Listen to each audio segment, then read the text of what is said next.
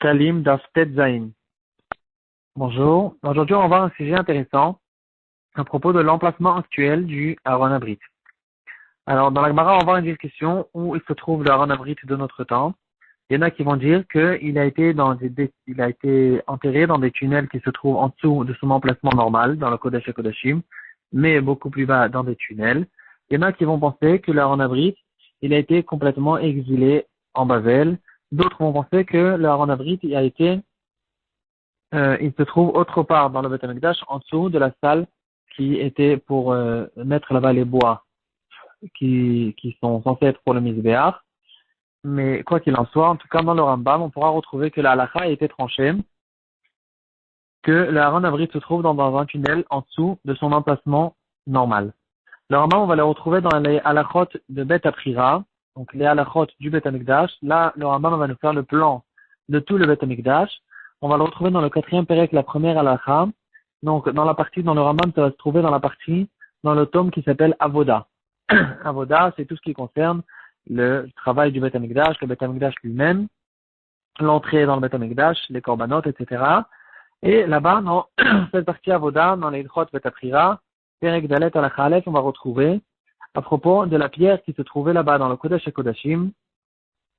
Il va nous dire, il y avait une pierre à l'ouest du Beth Amikdash, donc à côté, au fait, du mur de l'ouest, le mur occidental, qui est le côté Lamaravi qu'on connaît. Donc, plutôt de ce côté-là, il y aura une pierre qui s'appelle Even Shtia, c'est la pierre avec laquelle Hachem a créé le monde au début. Et sur cette pierre, il y aura le Aaron Abrit et un flocon avec la manne que Moshe a gardée, le bâton de Aaron qui a fleuri, et à cet endroit-là, c'était le Kodesh HaKodashim où il y avait le Aaron HaKodesh. Et donc, quand Shlomo HaMelech a construit le Beth Amikdash, avant de construire le Beth Amikdash, d'abord, il a organisé la montagne du Beth Amikdash, parce qu'on ne peut pas construire sur une montagne, donc on va égaliser la montagne. En égalisant la montagne, il a fait des tunnels en dessous, donc comme on le sait aujourd'hui, toute la montagne, elle est complètement trouée avec beaucoup de tunnels. Généralement, on ne rentre pas là-bas.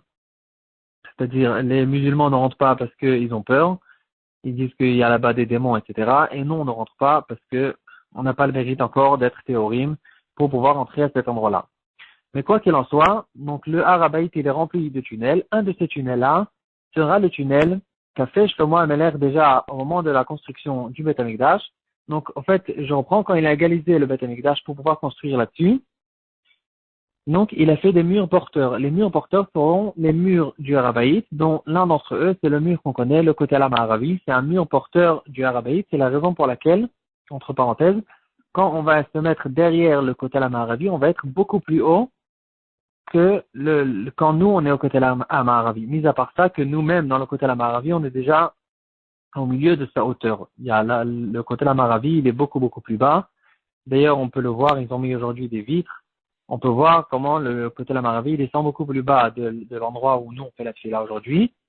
Mais même comme ça, de l'autre côté du côté Lamaravi, c'est la terre qui monte, c'est une plateforme qui est beaucoup plus haut. Et en tout cas, je reprends le Rambam, il va dire que Shlomo HaMelech a fait un tunnel parce qu'il savait qu'arrivera un jour où le Beth Amikdash devra être détruit. Et donc, pour ne pas que les Goïms prennent aussi le Aaron Abrit chez eux, alors il a fait là-bas un tunnel pour pouvoir mettre là-bas le Aaron Abrit avant que les Goïms arrivent. Et effectivement, c'est ce qui est arrivé à peu près 300 ans plus tard. Donc, 100 ans avant la destruction du premier Beth Amikdash qui a été construit par Shlomo HaMelech, est arrivé Yoshayahu HaMelech qui a compris que on approchait déjà, on aboutissait vers la fin, et donc il a demandé qu'on prenne le Aaron Abrit et qu'on l'enterre, on le mette à cet endroit-là. Comme il est écrit dans le pasuk, Vayomer la Léviim, Amevinim, il a dit aux Léviim de prendre le Aaron Abrit et de le mettre dans le tunnel beaucoup plus bas, là où il est. Comme ça, il dit le Rambam. Et donc maintenant, en fait, il y a une explication très intéressante, très belle du Ravad. Le Ravad, il se trouve à la fin du Rambam, dans les nouveaux Rambam de Shabtai Frankel. On va le retrouver dans le Sefer Alikutim, il y a un pirouche du Yavet.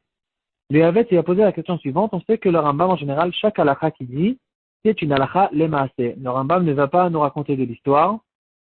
ou des choses qui n'ont aucune nafkamina pour la halakha. Donc ça peut être une halakha qui va être dans les temps futurs pour les korbanot. Mais quoi qu'il en soit, quand le Rambam tranche une halakha, c'est pas pour rien. Alors la question peut se poser ici, comment est-ce que ça se fait que le Rambam est rentré dans une marloquette qui apparemment n'a aucune différence, puisque ça nous change où est exactement le Aaron Abrit. Et le Rambam, il a tranché la halakha que le Aaron Abrit se trouve en dessous de son plan d'emplacement plus bas. Donc on pourrait se poser la question, en fait, c'est quoi la différence? Qu'est-ce que ça nous change dans la halakha pratique que le Aaron Abrit se trouve à cet endroit-là? Et Havetz, il va nous dire, il va dire comme ça, je suppose que la raison pour laquelle le Rambam a tranché comme ça la halakha, c'est parce que le Rambam lui-même, il pense, le Rambam, il va penser que la Kedusha, la sainteté du Harabaït, reste jusqu'à maintenant. C'est-à-dire, quelqu'un qui va rentrer dans le Harabaït, d'après la halakha comme elle est tranchée dans le Rambam, il sera aussi chayav karet quand il est impur. C'est la raison pour laquelle nous, on ne va pas rentrer aujourd'hui dans le Harabaït. Et donc, il va dire le Yahavet que le Rambam, en fait, ici, il nous explique la raison pour laquelle il pense que le Harabaït a gardé sa sainteté jusqu'à aujourd'hui. C'est justement à cause de ça que, d'après le Rambam, le Aaron Abrit est resté sur place jusqu'à aujourd'hui. En fait, la raison pour laquelle on n'a pas le droit de rentrer le Harabaït a gardé sa sainteté, on n'a pas le droit de rentrer là-bas, et on pourra faire aussi d'ailleurs des corbanotes jusqu'à aujourd'hui, c'est que, parce que, justement, le Aaron Abrit se trouve encore là-bas, tout dépend du Aaron Abrit, c'est l'ustensile principal du Beth Amikdash, et puisque tout dépend de lui, donc la Kedusha va être restée dans le Beth Amikdash jusqu'à aujourd'hui. Ça, c'est ce qu'il va dire le Yahvé. Maintenant, pour finir, on va juste ramener un ridvaz. J'ai peut-être ramené auparavant, il y a longtemps. Le ridvaz dans le shoot, il va se trouver dans Siman Tavresh Tzadik Aleph. Et il va dire que si on veut essayer de déterminer aujourd'hui les limites où se trouve exactement le Harabaït, on peut le faire facilement en fonction justement de cette pierre-là, cette fameuse pierre qui se trouve aujourd'hui dans la mosquée de Al-Aqsa, c'est-à-dire avec la kippa, le toit qui est plaqué or. Et comme on le sait, de génération en génération, c'est la même pierre, c'est ce rocher-là qui se trouve là-bas. Et c'est de celui-là que fait référence ici le Rambam, que dans le premier Beth Amikdash, il y avait là-dessus le Aaron Abrit, et au deuxième Beth Amikdash, il n'y avait que le rocher sans le Aaron Abrit, parce que le Aaron Abrit était déjà enterré. Alors la question qui se pose, c'est que dans la Gemara, dans Yuma Dafnun Gimel, elle va dire que justement ce rocher-là, ce Even Shtia, il dépassait que de 3 doigts au-dessus du sol. Or aujourd'hui, on sait, d'après ce qu'on nous a dit, d'après les photos qui sortent, que ce rocher-là, il est beaucoup, beaucoup plus haut que le sol. Il fait des étages, deux ou 3 étages de hauteur. Donc, on pourrait se poser la question que peut-être que ce n'est pas, en fait, le même rocher.